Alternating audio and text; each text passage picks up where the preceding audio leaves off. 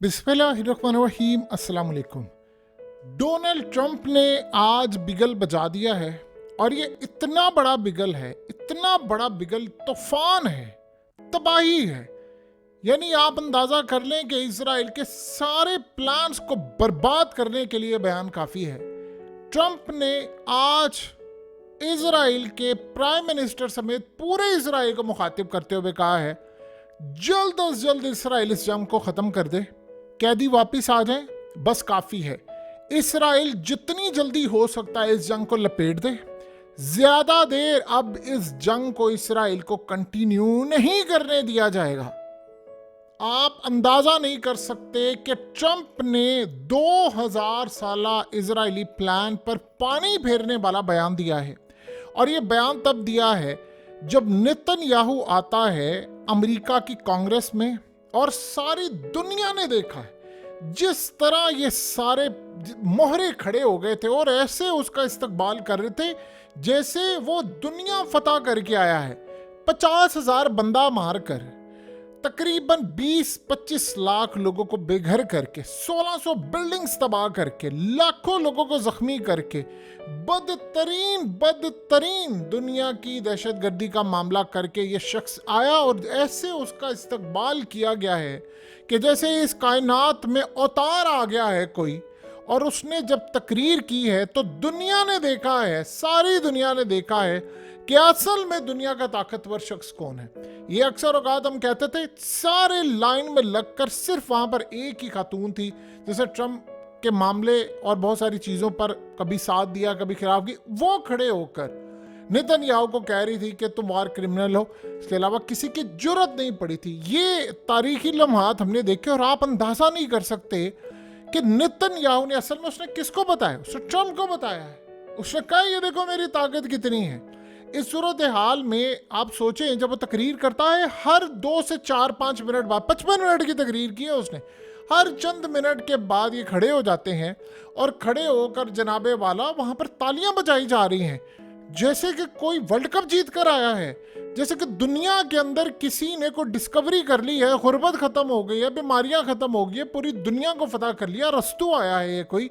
यानी अब इसको क्या नाम दे कि क्या आया है, दुनिया का सबसे बड़ा शाहकार आ गया, जिसके लिए तालियां ऐसे खड़े हुए थे। आज दुनिया को बता दिया गया कि भाई बाप कौन है और दुनिया का मालिक कौन है। भाई हम है मालिक इस दुनिया के। उसे खड़े होकर क्लियरली कहा है कि भाई हम मालिक हैं इस दुनिया के, हम जो चाहेंगे वो होगा। तुम्हारे बाप के, किसी के बाप की जरूरत नहीं है कि उठकर हमारे खिलाफ खड़ा हो सके। आप सोचें, इस शख्स ने अगर ये काम किया, भाई सड़कों पर इसके खिलाफ एहतजाज हो रहा था, इसराइल में एहतजाज हो रहा है, अमेरिका में एहतजाज हो रहा है, व्हाइट हाउस के बाहर एहतजाज हो रहा है, दुनिया भर में एहतजाज हो रहा है। उसके बाद क्या होता है, उसके बाद हालत ये होती है कि अब ये ट्रंप से इसकी मुलाकात है और ट्रंप ने उससे पहले बयान दे दिया। उसने कहा इनफ इज इनफ, इजराइल इस जंग को फौरी तौर पर खत्म करे, क्योंकि दूसरी पार्टी तो खत्म करने के लिए तैयार है। वो तो कह रहे हैं ना कि भाई आप अपने कैदी वापस ले। कतर, अमेरिका को तो अभी उन्होंने साथ में इनडायरेक्टली रखा हुआ है, कतर, अमेरिका और साथ साथ मिस्र, ये गारंटी दे दे रिटर्न, हम जंग खत्म करने के लिए तैयार है। वो तो कह रहे हैं कि जी हम जंग खत्म करना चाहते हैं, कैदी आप ले लें, परमानेंट जंग बंदी चाहिए। तो इस सारी सूरत हाल में आज ट्रंप ने कह दिया है कि भाई ये समेटे सारी जंग, मैंने इस जंग को अब मजीद तूल नहीं देना।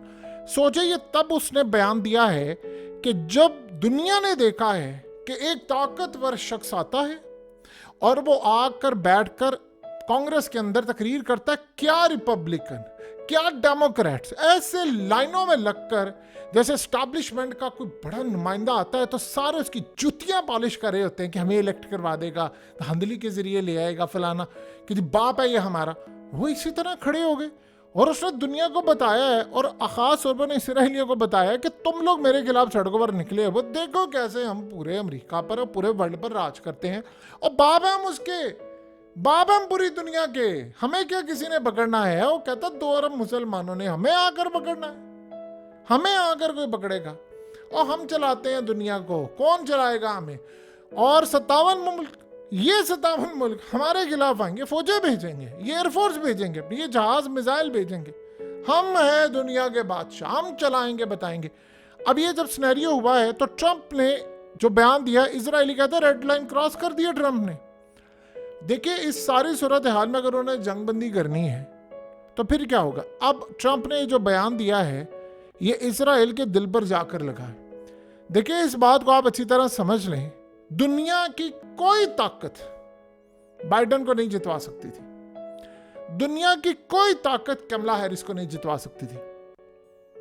ट्रंप की पॉपुलैरिटी का लेवल ये है, लैंडस्लाइड विक्ट्री है उसकी, 80%, 85%, 75%। जुर्लू फिर जाए वो एक अलग बात है, लेकिन इससे कम में नहीं है। 80-85% लैंडस्लाइड विक्ट्री है। आपको पता है कि ट्रंप ने, उनकी जो पार्टी के लोग हैं, उन्होंने एक चीज नहीं तैयार की है, सुनामी आ रहा है।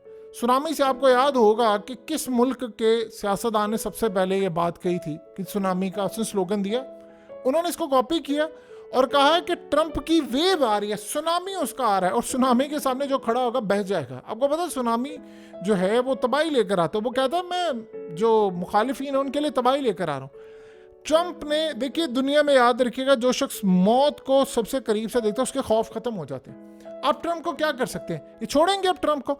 अब उसने कह दिया कि भाई इस जंग को बंद करें। देखिए यूक्रेन का उसने क्लियरली कह दिया, बीच में इसराइल के हक में कुछ बयान गए थे, कुछ मुखालफत में, आज उसने कह दिया खत्म करें इस जंग को, खत्म करें, बस इनफ इज इनफ हो गया, हमने जंग नहीं करनी। अब उसने असल में ये चीज देख ली है कि यार ये क्या, आपको पता है कि ट्रंप ने काफी बयान नेतन्याहू के खिलाफ दिए थे और अब पसंद नहीं करता नेतन्याहू। ये आपकी बात नहीं है, वो बड़ी पुरानी बात है। जब वो पहली दफा प्रेसिडेंट बना था वो तभी कहता था कि मैं इस शख्स को पसंद नहीं करता, इस काबिल नहीं है, और काफी सारे इवन के बहुत सारे मामला तो उसने फेवर की, लेकिन वो कहता है इस काबिल नहीं है ये बंदा।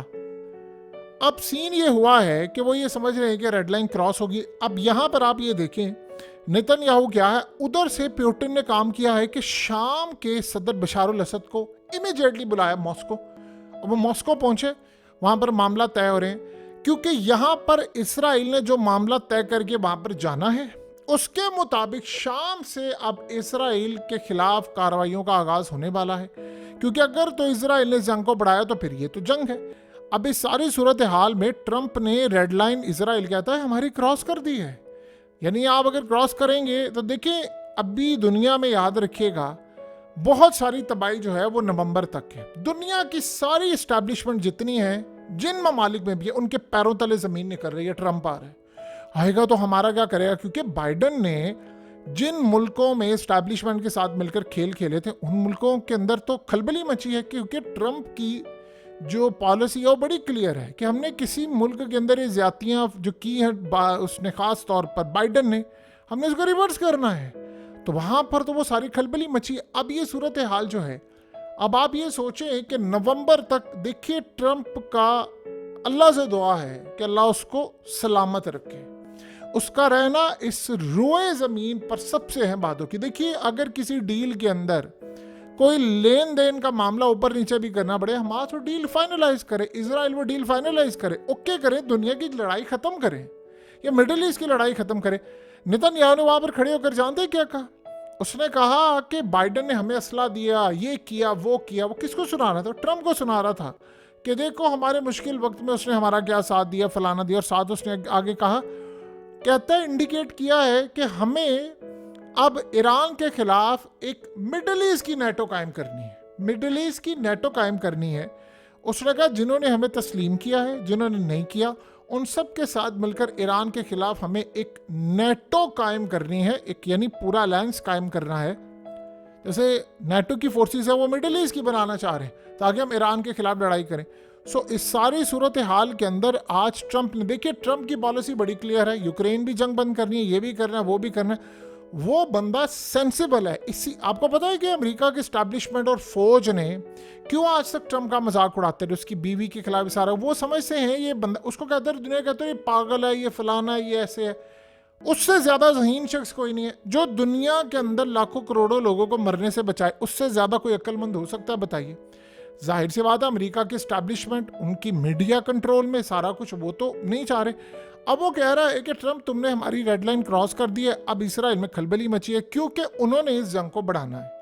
देखिए सबसे बड़ा मामला ये है कि इस वक्त हो ये रहा है कि सऊदी अरब से लेकर बाकी सारे, इंतजार ये हो रहा है, सारे ये चाह रहे हैं कि ट्रंप आए और वो बैक एंड पर ट्रंप के साथ ये मामला तय कर रहे हैं कि आप इस जंग को रोकें। इसराइल को ये बात का अंदाजा हो गया, जिस तरह नेतन्याहू ने जाकर अपनी पावर शो की है कांग्रेस में, वो अब काम ये करेंगे कि ट्रंप का इरादा तो उनको पता चल गया है कि जी उसने जंग बंद करनी है, तो अब वो सिनेरियो जानते हैं नेक्स्ट क्या करेंगे। अभी उनको पता है नवंबर में है बहुत ज़्यादा टाइम, नवंबर में कुछ भी हो सकता है। ट्रंप की अल्लाह हिफाजत करेगा, उसने खुद कहा कि खुदा मेरे साथ था इसीलिए तो मैं बचा हूँ, तो हिफाजत तो उसकी अल्लाह के हाथ में है। अब सारा सिनेरियो ये है कि ये अब प्लान करेंगे कि उसके आने से पहले पहले इतनी खतरनाक जंग छेड़ दी जाए, इतनी खतरनाक जंग छेड़ दी जाए, इतनी खतरनाक कि उसको रिवर्स करना नामुमकिन हो जाए। उसमें क्या सिनेरियो बन सकता है, उसमें सिनेरियो ये बन सकता है कि कोई यानी जाली कार्रवाई हो जाए और ऐसी कार्रवाइयाँ हों कि जिसके बाद जंग इस पैमाने पर छिड़ी हो कि आप रिवर्स करना मुश्किल हो। अब जानते हैं कि ट्रंप जब आया था तो अफगानिस्तान की जंग ख़त्म करते उसको तकरीबन 4 साल लग गए थे, यानी उसको हालांकि अफगानिस्तान की जंग एक तबाहकुन जंग थी, इसमें कोई दो राय नहीं है, लेकिन इस तरह की तबाहकुन नहीं थी कि जितनी ये अब गजा वाला मामला जो बढ़ता जा रहा है, वो भी एक बड़ी खतरनाक और तबाहकुन जंग थी, इसमें कोई दो राय नहीं। बड़ा पाकिस्तान ने नुकसान उठाया, रीजन ने नुकसान उठाया, बड़ी तबाही हुई, लेकिन जो अब ये फैलने जा रही उसके मुकाबले में नहीं थी। तो आप ये सोचें कि अगर उसको उसने 4 साल लगा दिए तो इसको ये चाह रहे हैं कि इतना टाइम लगाए, वो अब रोकने जा रहा है। अब वो असल में यही बात है कि हालिया जो इजराइल इनको यानी ट्रंप को एक धमकी दी है कि भाई ये देखो ये है रेड लाइन हमारी, तुम इसको क्रॉस करोगे ना तो तुम बिल्कुल फारिग कर दिए जाओगे। तुम ये मत समझना कि तुम बचे हो और दोबारा जो सिलसिला है वो लड़ी वहाँ से जहाँ से टूटी है वहाँ से दोबारा ना जुड़ जाए। सो इस सूरत हाल में उसको बिटवीन द लाइन्स बड़ा क्लियरली बताया गया है कि यह है हमारी रेड लाइन, इसको क्रॉस नहीं करना, और अब तुम क्रॉस कर रहे हो। देखिए दुनिया के अंदर सबसे बड़ी बात यह है कि मिडिल ईस्ट की जो कंट्रीज हैं वो ट्रंप के साथ बैकएंड पर राब्ते में है और वो उसको कह रहे हैं कि आप इस जंग को ख़त्म करें। आप जानते हैं कि सऊदी अरब को इस वक्त सबसे ज़्यादा फंड्स की ज़रूरत है। सऊदी अरब को नियम सिटी के लिए जो उन्होंने इन्वेस्टमेंट रखी हुई थी, अब जाहिर सी बात है आप कोई नया प्रोजेक्ट बना रहे होते हैं, दुनिया में महंगाई चल रही है, हालात वाक़यात चेंज हो रहे हैं with the passage of time. अब सऊदी अरब ने प्लान ये रखा हुआ था कि इसमें बैरूनी इन्वेस्टर आएंगे, जाहिर सी बात है वो प्रोजेक्ट इतना कमाल का है कि बैरूनी इन्वेस्टर आने ही आने हैं। लेकिन जब मिडिल ईस्ट के अंदर लड़ाई होती है या किसी जगह होती है तो इन्वेस्टर ज़रा पीछे हट जाता है। अब खुदा ना खासा मिडिल ईस्ट में अगर ये लड़ाई बढ़ती है तो जाहिर सी बात है पूरी रियल एस्टेट की मार्केट क्लैप्स होगी, स्टॉक मार्केट क्रैश करेगी, करेंसीज क्रैश करेंगी। सो इस सूरत हाल में सऊदी अरब से लेकर पूरा मिडिल ईस्ट ट्रंप के साथ बैकएंड में राब्ते में है और वो उसको कह रहे हैं कि आप इस सारी सूरत हाल में अब चूँकि आ रहे हैं तो इस पॉलिसी को पहले क्लियर करना शुरू कर दें कि इस जंग को आप रोकें। इस जंग को रोकना सबसे ज़्यादा अहम है और सबसे बड़ी डेवलपमेंट ये है कि इसको आप रोक कर ख़त्म करें, क्योंकि ये जंग इसराइल ने तो नहीं रोकनी। इसराइल तो ये चाह रहा है कि इस जंग को हम आखिरी हद तक लेकर आए। देखिए अगर रोकना होता है इस जंग को इसराइल ने तो मामला यहाँ तक आते वो पहले दिन ही कर सकता। सो अब जो सूरत हाल पैदा हो रही है वो ट्रंप के लिए, ट्रंप ने इनको बताकर ये कह दिया है कि भाई तुम्हारी रेड लाइन ये है, मैंने ड्रॉ कर दी है। अब जानते हैं कि यूरोप से लेकर, ये बड़ी अजीब बात है कि यूरोप से लेकर, पाकिस्तान से लेकर, इंडिया से लेकर, मिडिल ईस्ट से लेकर पूरा वर्ल्ड, इवन के रूस, इवन के चाइना, इवन के ईरान, ये सारे इस तरफ देख रहे हैं कि भाई इस जंग को बंद करें। अब सबसे बड़ी बात यह है कि ये प्लान कर रहे हैं कि हमने ईरान पर हमला करना है। आप इस बात को अच्छी तरह समझ लें, ट्रंप क्या कहता है और बाकी क्या कहते हैं। मिडिल ईस्ट की जो कंट्रीज है, चाहे सऊदी अरब हो या जिनकी यमन के साथ सुलह होगी, वो अब ट्रंप को भी कन्विंस करेंगे कि देखिए ना तो आप ईरान के खिलाफ कोई लड़ाई करें ना यमन के खिलाफ करें, हमें मिडिल ईस्ट में सुकून चाहिए।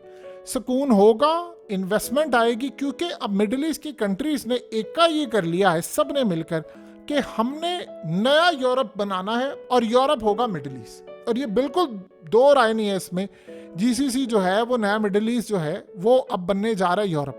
देखिए यूरोप के अंदर अब वो सिक्योरिटी वैसी नहीं रही, टैक्सेस बहुत ज़्यादा है, तो मिडिल ईस्ट का दुनिया रुख कर रही है, तो वो वहाँ पर आ रहे हैं तो उसके लिए उनको फ़ायदा है, तो इसके लिए अमन उनको चाहिए। आप ये देखिए कि इसराइल क्या कर रहा है। आज इसराइल ने फ्रांस को वार्न किया और कहा है कि ईरान कोई ओलंपिक्स के दरमियान हमला कर सकता है या कोई सूरत हाल हो सकती है या कुछ हो सकता है, कोई वाक़या हो सकता है, कोई मामला हो सकता है। ये इस वक्त इसराइल ने वार्न किया है फ्रांस को। यानी आप यहाँ से अंदाज़ा कर लें कि हर वक्त कोई ना कोई मामला, कोई ना कोई कार्रवाई, कुछ ना कुछ, यही वो वजह है कि अब सबसे बढ़कर बात ये हो गई है कि इस वक्त इसराइल को आज जो समझ लें सही मायनों में कि एक शटअप कॉल जैसी जाती है दुनिया के अंदर किसी, उसको ये कह दिया गया कि बस यार इनफ इज इनफ, आपने अब जो करना था कर लिया, जल्द अज जल्द इस जंग को लपेटें, बल्कि मेरे आने से पहले पहले इस जंग को लपेट दो। लपेटने के साथ साथ फिर बाकी बैक एंड पर मामला तय करो। इस वक्त सीन ये हो गया है कि बैक एंड पर जो सूरत हाल इस वक्त पैदा हो रही है वो बड़ी डिफरेंट है। वो बैक एंड पर जो सूरत हाल है उसमें वो चाह रहे हैं कि जो मिडिल ईस्ट की कंट्रीज़ है, ट्रम्प ये चाह रहा है वो किरदार अदा करें, इस जंग को बंद करें, कैदियों का तबादला हो। आपको पता है कतर के भी ताल्लुकात कितने अच्छे हैं ट्रम्प के साथ, तो वो ऑलरेडी निगोशिएट कर रहे हैं। सो इस सारी सूरत हाल में बाइडन, कमला हैरिस, ये तो सारे पीछे रह गए हैं। सो आज एक बड़ी ही खुशाइंद बात है, ट्रम्प आएगा तो दुनिया के अंदर सुकून है, अगर उसे आने दिया गया। ये भी एक बड़ी बात है। जिस तरह देखिए, अगर समटाइम होता है कि कुदरत के इशारे भी हम समझ लेते हैं, अल्लाह ने ट्रम्प की ज़िंदगी रखी हुई थी, खुदा ने उसको बचाना था तो वो बच गया, वरना ऐसे हमलों में तो दुनिया की कोई ताकत नहीं है जो उसको बचा सके। वो ऊपर ही एक ज़ात होती है, वही बचा सकती है। अब उसे मौत को इतना करीब से देख लिया, उसके अंदर से खौफ ही खत्म हो गया कि ठीक है यार, अब जो होगा देखा जाएगा, मैंने इस जंग को बंद करना है। और यही सूरत हाल है कि आज इसराइल ने बड़ा क्लियरली उसको कह दिया कि यार तुमने तो हमारी रेड लाइन क्रॉस कर दी है। तब जब रेड लाइन क्रॉस होती है तो क्या होता है। सो आने वाले वक्त में बड़ी क्लियर चीज़ हो जाएगी कि नेतन्याहू को भी बड़ा तगड़ा पैगाम मिल गया है कि तू बेशक तकरीर कर ली है, बेशक तूने जो मर्जी कर लिया, लेकिन अल्टीमेट खेल जो है वो हमारा ही है। हम इस खेल के बादशाह हैं, बावजूद इसके कि तू जितना मर्जी कहता रहे कि मैं मैनेज करूं, लेकिन असल खेल हमारा है।